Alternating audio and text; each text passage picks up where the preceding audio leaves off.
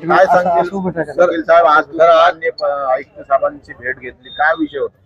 विषय असा होता, 31 तारखेला मी माननीय आयुक्त साहेबांना पत्र दिलं होतं. मूलनिवासी नगर गट नंबर 216-17 हर्सुल, जिथं या देशातील शोषित वंचित वर्गाचे लोक महानगरपालिकेच्या जागेवर वास्तव्य करून आहेत. महानगरपालिकेला तिथं प्रधानमंत्री आवास योजनेमधून घर बांधायचे आहे आणि या लोकांना काढणार आहे. तिथून त्या चर्चेसाठी आम्हाला त्यांनी बोलवलं होतं. त्यांनी परवाच्या दिवशी आम्हाला अधिकृतरित्या people's party of India democratic या पक्षाला चर्चेसाठी बोलवलं होतं. म्हणून आम्ही आज सर्व आंदोलनकर्ते, पक्षाचे जिल्हाध्यक्ष गंगावणे साहेब, कार्यकर्ते संदीप जाधव साहेब, रवी साळवे आणि इतर कार्यकर्ते सुद्धा, आपले मस्के साहेब, खरे साहेब, आम्ही सर्वांनी या मागे आयुक्त साहेबांसोबत समाधानकारक चर्चा झाली आणि आम्ही त्यांना सांगितलं की तुम्हाला घर बांधायचे आहे, आम्ही विकासाच्या विरोधात नाही, परंतु ज्या लोकांसाठी तुम्ही घर बांधणार आहेत या लोकांना काढून या लोकांची तुम्ही काय व्यवस्था करणार आहे. तर आम्ही त्यांना सांगितलं की आम्ही जागा सोडायला तयार आहे जर आम्हाला तुम्ही प्रधानमंत्री आवास योजनेमध्ये घर बांधून देत असाल तर. तत्पूर्वी आम्ही जागा सोडण्याच्या अगोदर आम्हाला ट्रान्झिट कॅम्प म्हणजे तात्पुरत्या राहण्याची व्यवस्था करून तिकडं आम्हाला पाठवा आणि त्याच वेळेस आम्ही ती जागा सोडणार आहोत. तू बांधकाम व्यावसायिकाकडून ती लागू करण्यात येणार आहे, म्हणजे त्या घराची किंमत 12-15 लाख होणार आहे.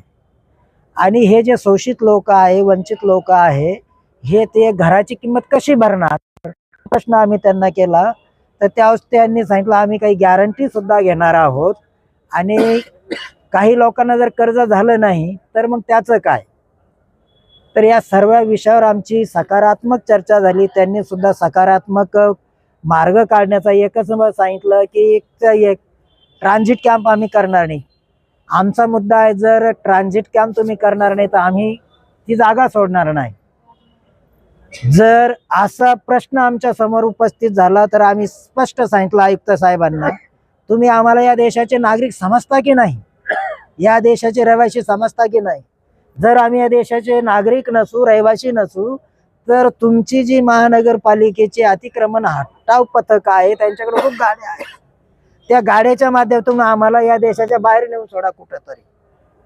कारण खाजगी जमीनधारक आम्हाला तिथं राहू देत नाही, सरकार सुद्धा राहू देत नसेल, तर मग आम्ही करायचं काय. तर आमच्या पुढे दुसरा मार्ग नाही का या देशाच्या बाहेर नेऊन सोडा, आम्ही या देशाचे नागरिक नाही. असेल तर आमचे फंडामेंटल राईट द्या.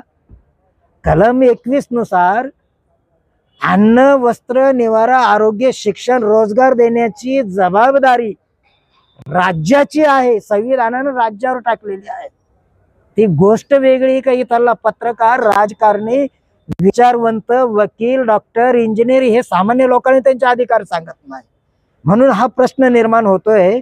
केवळ हा मूळ निवासी नगरचा मुद्दा नाही, तर हा मुद्दा संबंध देशाचा आहे, प्रत्येक नागरिकाचा आहे, मूलभूत अधिकार कलम 21 नुसार.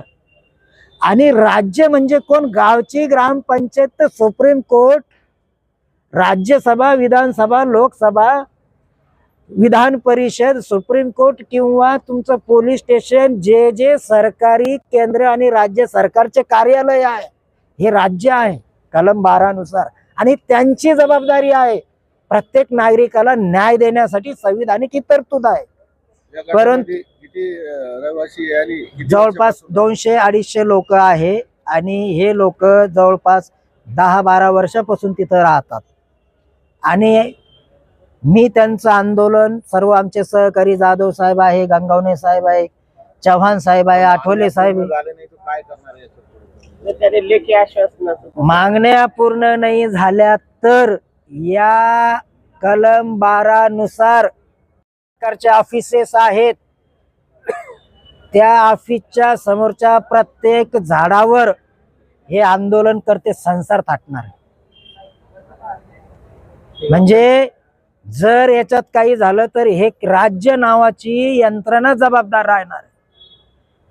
याच्यावर नाही तर आंदोलनकर्त्यांनी काही भूमिका ठरवलेल्या आहे. जर बळजोरीनं पोलीस किंवा अतिक्रमण पथक महानगरपालिकेनं बळजोरीनं जर काही कार्यक्रम करण्याचा ठरवला, आम्हाला डिस्प्लेस करण्याचा किंवा तिथून हुसकावून लावण्याचा, तर मला वाटतं आंदोलनकर्ते 1-2 आंदोलनकर्त्यांच्या तुम्ही भूमिका जाणून घ्या, ते काय करतील. तर आतमध्ये तुमची आयुक्त सोबत मीटिंग झाली, काय त्याच्यामध्ये समाधानकारक झाली. त्याने सांगितलं व्हॅलिड प्रश्न आहे, चर्चा समाधानकारक झाली. त्यांनी ते मान्य केलं.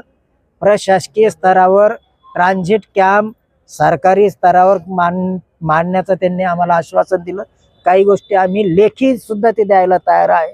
म्हणून आमचा त्यांच्यावर काही रोष नाही. जरी समाधानकारक चर्चा झाली तरी अंतिमतः आम्हाला घरं पाहिजे.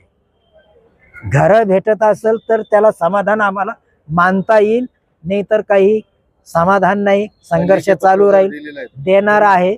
आम्हाला लेखी पत्राची काही आवश्यकता वाटत नाही. त्यानं दिलं तर घेऊ, नाहीतरी जे आहे. आणि मी advocate Vijay Wankhede, people's party of इंडियाचा जिल्हा कार्यकारिणी सदस्य आहे.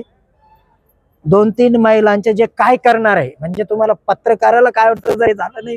छाया रतन मस्के, मूळ निवासी नगर मध्ये राहते. आम्ही तिथं पत्र्याचे शेड मारून 10-12 वर्षापासून राहतो. आता हे आयुक्तालयाने पेपरला डिक्लेअर केलं उठवायचं. मग आता याने उठवल्यानंतर आम्ही जायचं कुठं?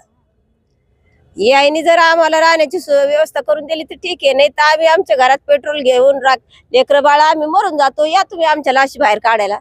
आता आम्हाला जमिनीवर पण तुम्ही राहू देत नाही आणि त्या सरकारी जागेवर पण नाही राहू देत. मग आमची किराया भरण्याची अवकात नाही. आमची खूप गरीब लोक आहे आम्ही. त्यामुळे आम्ही लेकरं बाळा आम्ही मरून जाऊ आमच्या घरामध्ये पेट्रोल अंगावर घेऊन. छाया अनिल गायकवाड, मी तिथं जवळजवळ 7-8 वर्षापासून राहते. माझ्या लेकरासोबत, माझी फॅमिली सोबत. जर यांनी आमच्यावर काही अत्याचार जर केले, आम्हाला जर तिथून हाकलायचे प्रयत्न केले, तर मी माझ्या घरामध्ये माझ्या परिवारासोबत घरातच आत्मदहन करेन, पण तिथून हलणार नाही.